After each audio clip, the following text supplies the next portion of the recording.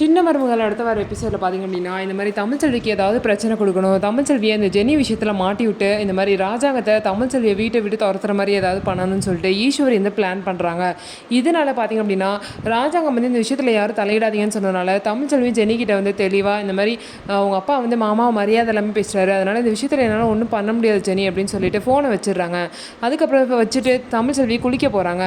இதை பார்த்த ஈஸ்வரியோட பொண்ணு அப்புறம் அந்த ஐஸ்வர்யா 3 பேர் என்ன பண்ணுறாங்க அப்படின்னா தமிழ்ச்செல்வியோட ஃபோனை தமிழ்ச்செல்விக்கு தெரியாமல் எடுத்து அதுக்கப்புறம் ஈஸ்வரி வந்து ஐஸ்வர்யா கிட்ட நீ தான் வந்து இந்த மாதிரி தமிழ்ச்செல்வி வாய்ஸில் பேசுவீல, அவங்க அப்பாவுக்கு ஃபோன் பண்ணி பேசு அப்படிங்கிறாங்க. அதே மாதிரி ஐஸ்வர்யாவும் அவங்க அப்பாவுக்கு ஃபோன் பண்ணி தமிழ்ச்செல்வி வாய்ஸில் பேசுகிறாங்க. என்ன பேசுகிறாங்க அப்படின்னா இந்த மாதிரி நீங்கள் தான்ப்பா எப்படியாவது ஜெனிக்கும் அவர் லவ் பண்ணுற சக்திக்கும் கல்யாணம் பண்ணி வைக்கணும், மாமா வந்து இதுக்கு சம்மதம் சொல்லிட்டாங்க, அவர் வந்து சவால் விட்டுட்டு வந்திருக்காரு, நான் பண்ணி வைக்கிறேன் அப்படின்னு சொல்லிட்டு அப்படின்னு பொய் சொல்லிடுறாங்க.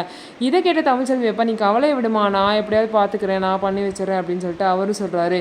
ஸோ இதுக்கப்புறம் என்னென்ன பிரச்சனைலாம் வரப்போகுது, ஸோ இவர் பண்ணுற பிரச்சனைனால ராஜாங்கத்தோட எலெக்ஷனுக்கு வந்து பிரச்சனை வருமா, ஸோ என்ன நடக்க போகுது அப்படின்னு சொல்லிட்டு வெயிட் பண்ணி பார்க்கலாம். இதுக்கு பின்னாடி ஈஸ்வரி இருக்காங்க அப்படிங்கிற விஷயம் எப்போ தமிழ்ச்செல்விக்கு தெரிய வரும்னு சொல்லிட்டு பார்க்கலாம். நம்ம வீடியோ உங்களுக்கு பிடிச்சிருந்தா நம்ம வீடியோவை லைக் பண்ணிவிட்டு பாருங்கள்.